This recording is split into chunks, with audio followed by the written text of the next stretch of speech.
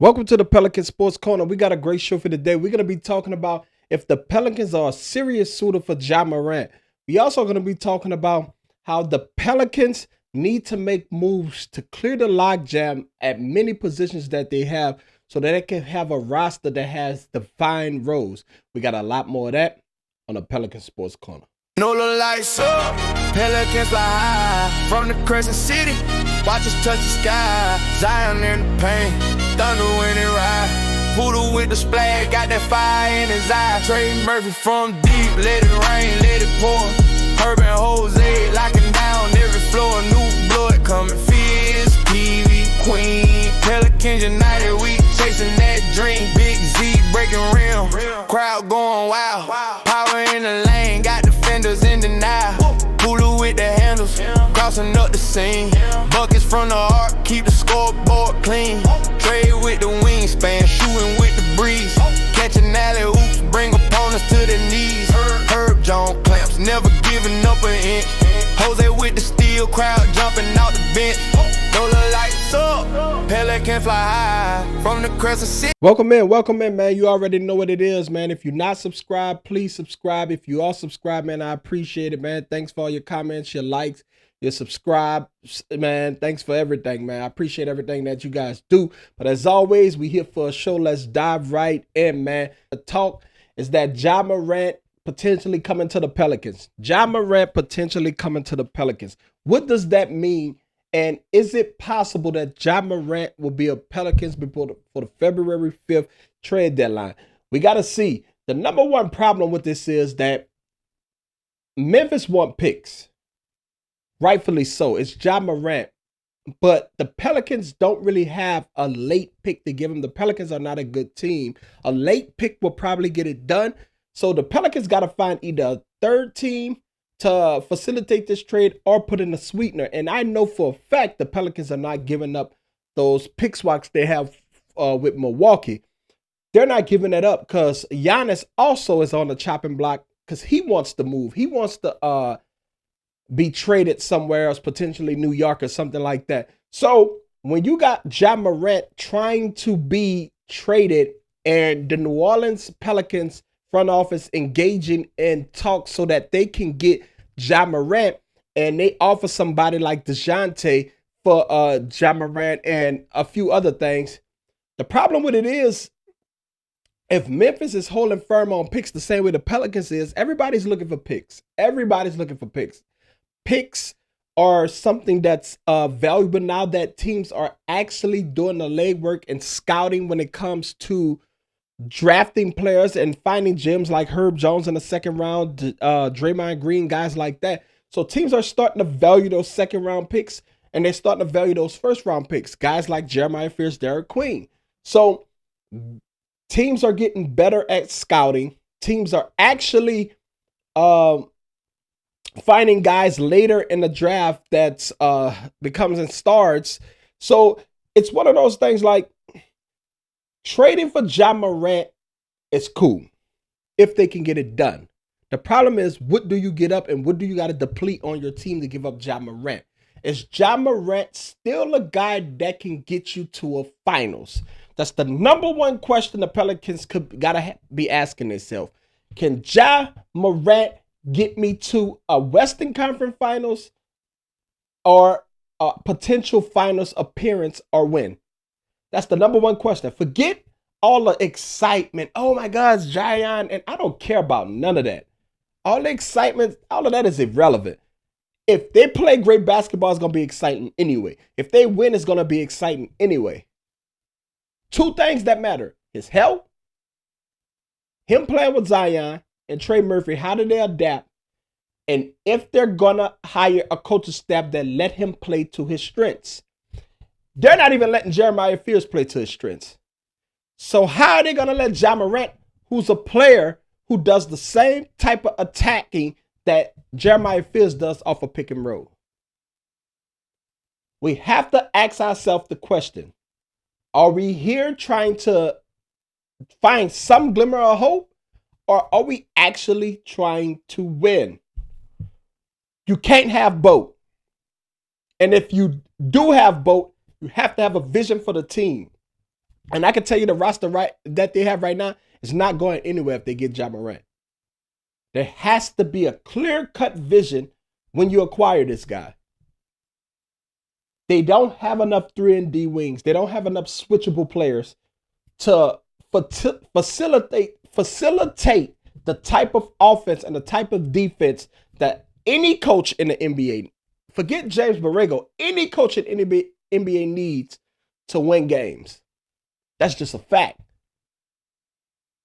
And the problem with it is they found a gem in Saddiq Bey, and that may be the piece that get them over the hump in a trade like a Ja Morant trade. Because Saddiq is still young, and he's absolutely balling. He's an absolute fine. Should we trade Saddiq Bey? No. Hell to the no. But you got to ask yourself, if they ask for Saddiq Bey, and you think Ja Morant could get you to a finals, because this has to be the question, then maybe you have to trade this guy. I don't foresee it. That's why I always gave it 30% that the Pels will acquire him. Now, I could be wrong.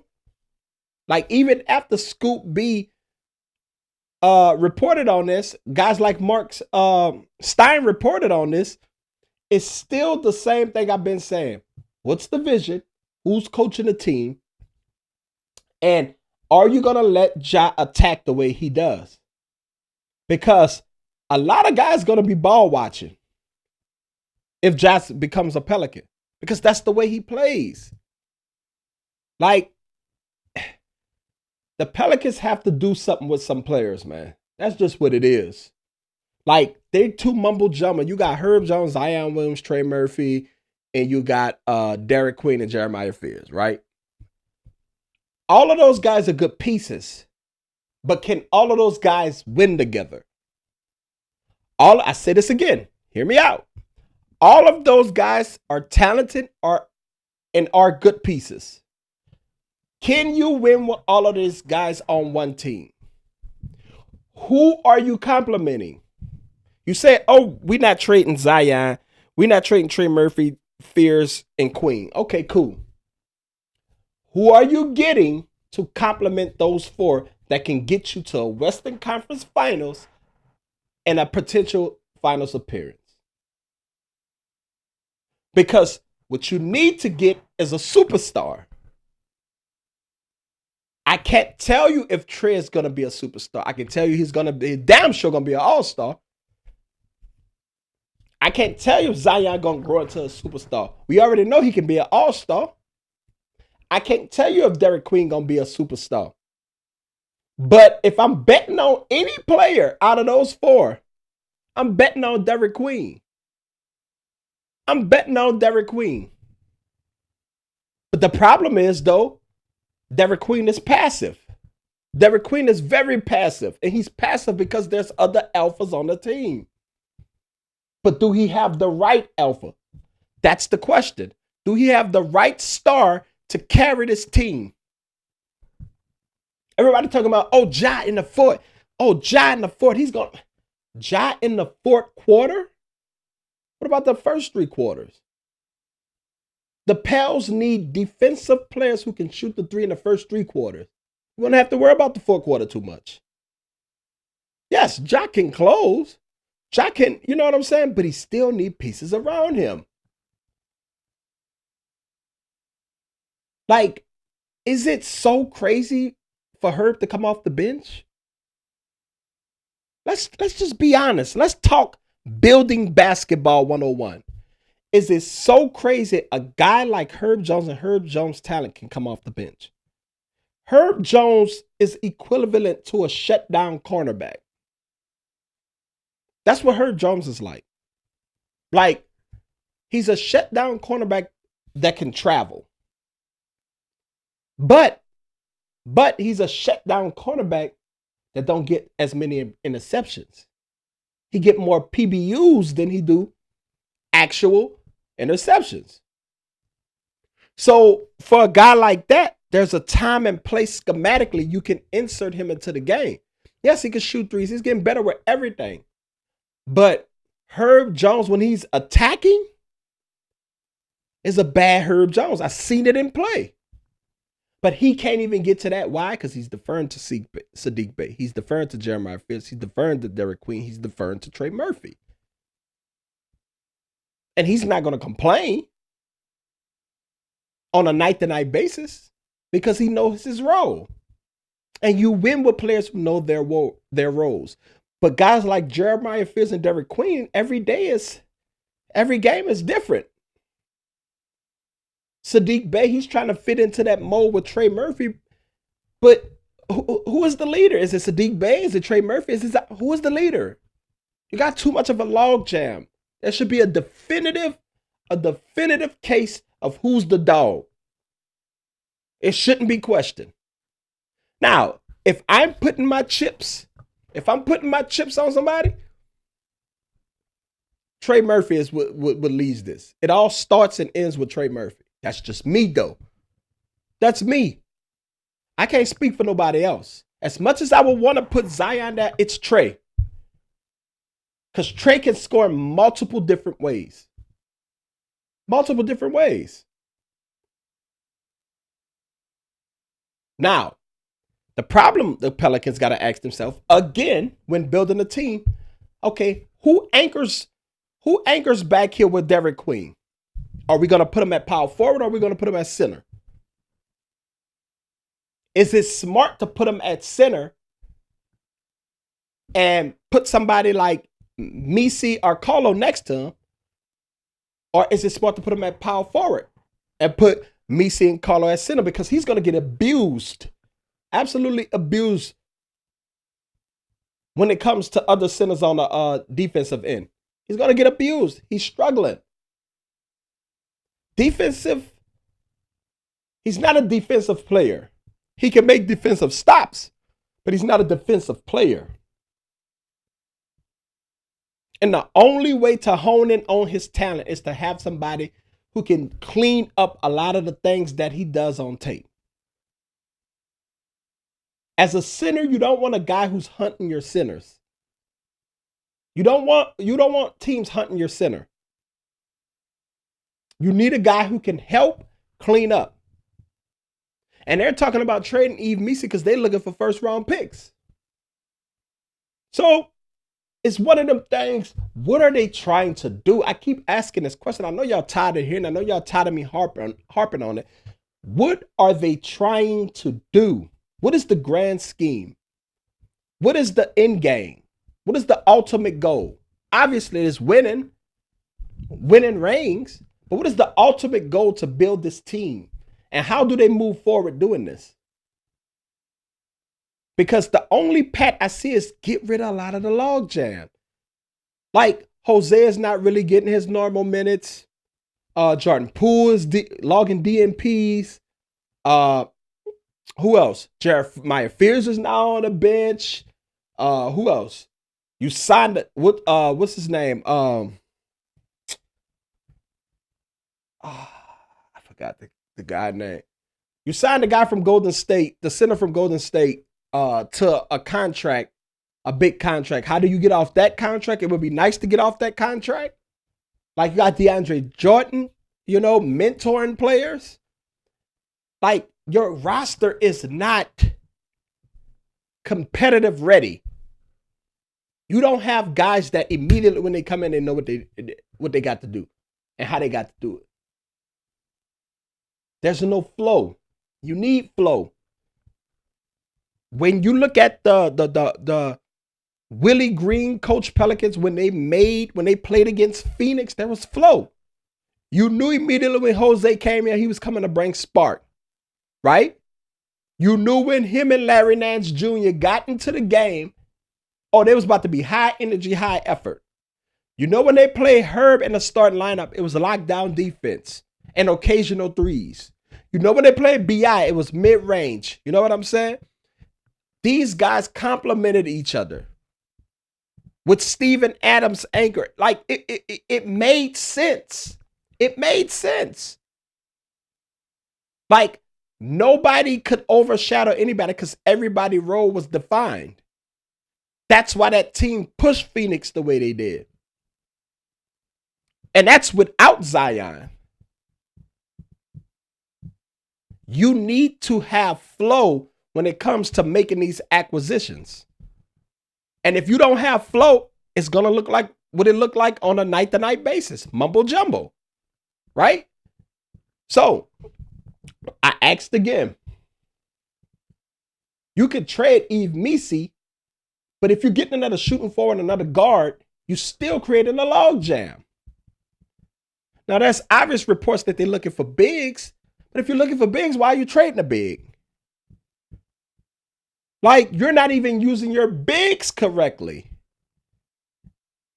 You can maximize Carlo and Eve's potential on pick and roll, but you're not running it for guys like Jeremiah Fierce. Even Zion on pick and roll with a Carlo and a Missi. You have to play to these players' strengths to properly evaluate them. But if you're constantly trying to run through a system that it's hard to even buy into because it may not be their system, they might have a new coach, it's a little frustrating. But don't take my word for it. The play shows it. Yeah, they just won 2 games and then recently just lost. But it just has to change, man. You got to have a clear-cut roster on how you're trying to build these teams. Like, is Trey a shooting forward? Is Trey a guard? Honest question. Is Zion a power forward or is he a small forward? Honest question. Can Carlos Makovich anchor the team at center? Honest question. Should Derek Queen be playing center? Honest question. Or should he be playing power forward? Now, to a lot of people, it don't mean that. It means a lot. Especially when it comes to spacing. Especially when it comes to how you're attacking teams. Especially when it comes to how you're playing defense against teams defensively.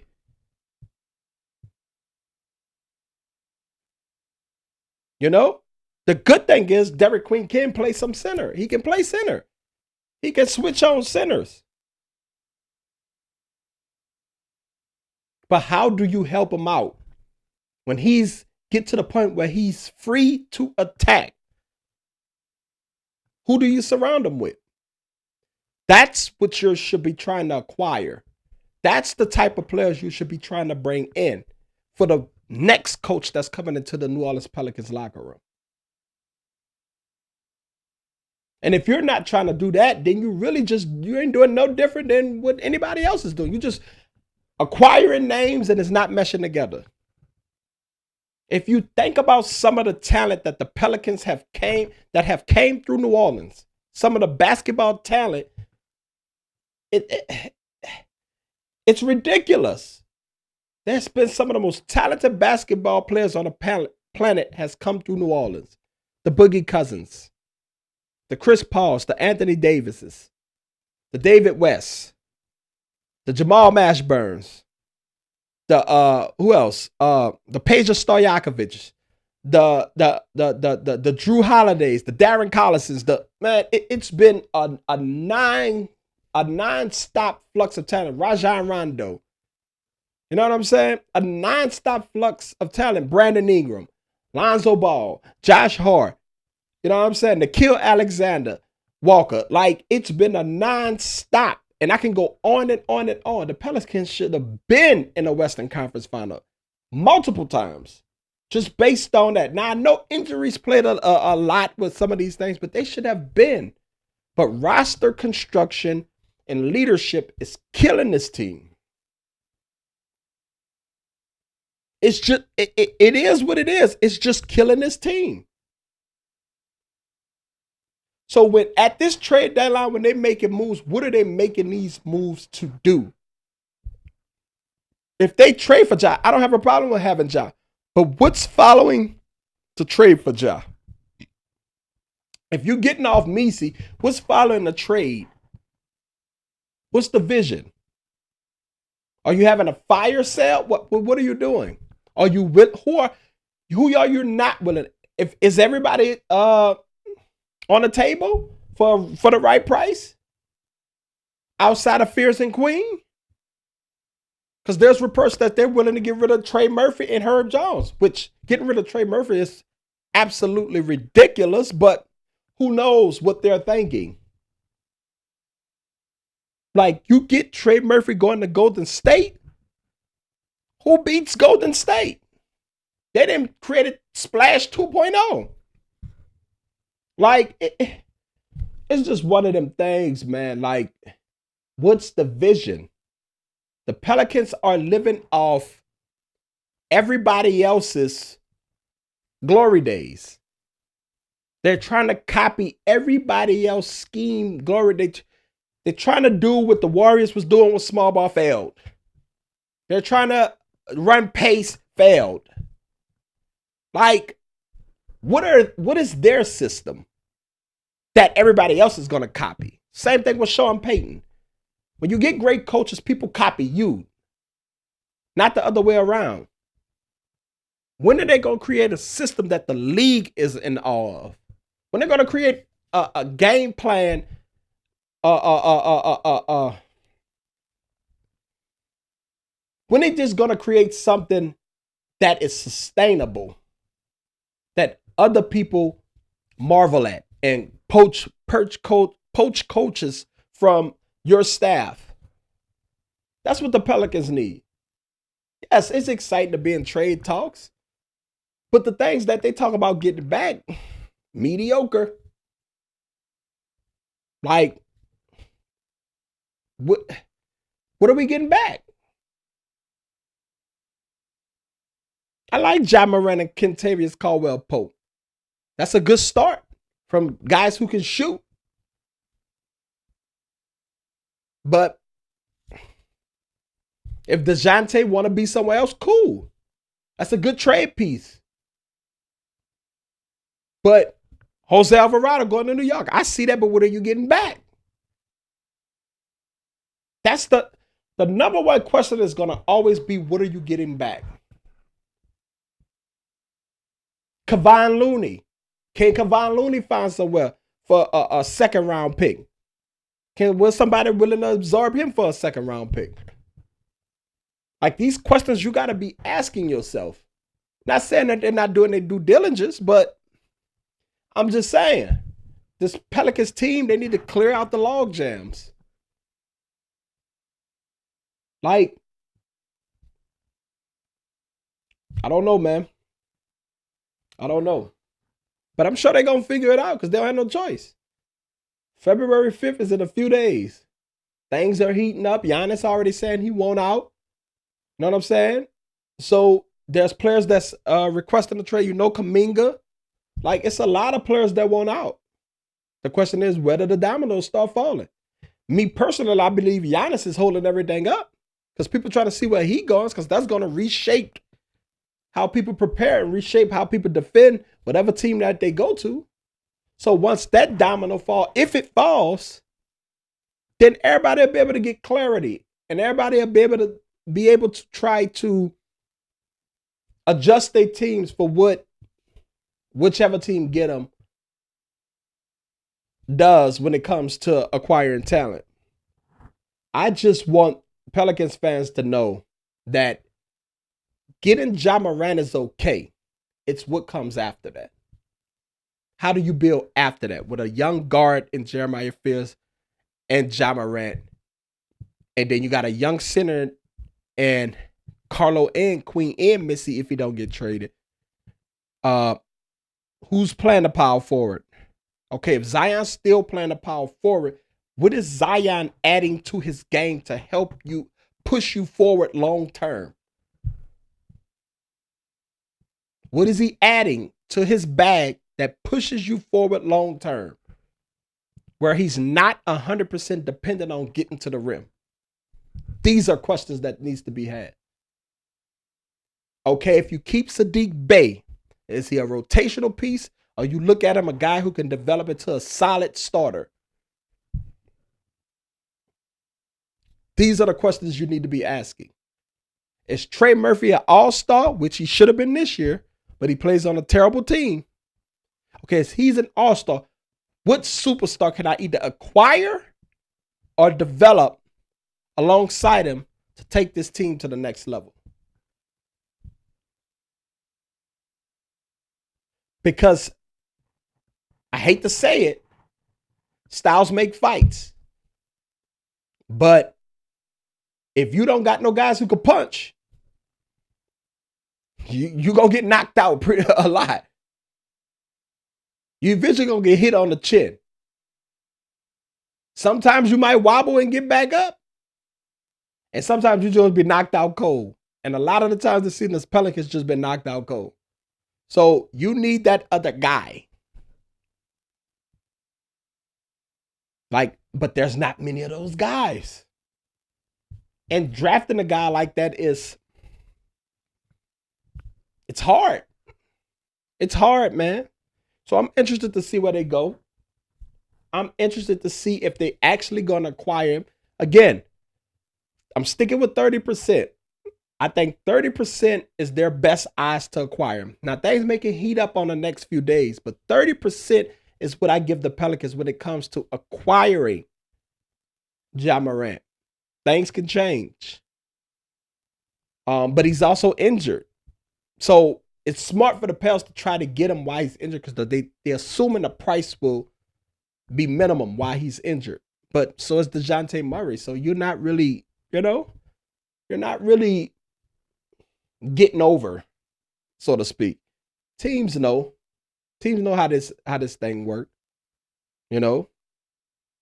But not having first round picks also, they also got that Milwaukee Bucks swap. But who the hell, like I said, there's only one or two players that really could change the conversation around the Pelicans. And that's Devin Booker and Jaylen Brown. But Boston ain't getting off Jaylen Brown because Tatum hurt. Booker is out there as a superstar should, leading his team to victory with arguably a substantially less talented team than the Pelicans. That's why superstars matter. That's why talent matters. That's why you got to get you a puncher when it comes to fighting. But I ain't going to ramble, man. I'm just trying to bring y'all the real. I'm trying to bring y'all the news. Ja Morant, potentially. But what comes after matters most. So that's all I got today, man. I ain't going to hold y'all here long. I just wanted to get this clarity out. Let's look. Free agency. I mean, not free agency. The trade deadline. We're going to keep y'all up to date. We're going to keep talking about it until after the trade deadline. We're going to keep holding out hope that they make some moves. But I'm going to keep the ticker ticking, I'm going to keep my alerts on. I ain't going to turn them on silent so that I can see in real time what the Pelicans are trying to do. I'm looking for direction in these moves, man. I'm looking for purpose. I'm looking for guys that can play well with each other. So we gonna see. But as always, man, thank y'all for watching the Pelican Sports Corner. I appreciate y'all rocking with me, man. I appreciate everything y'all do. Make sure you hit that like or subscribe button. And thank you for watching the Pelican Sports Corner.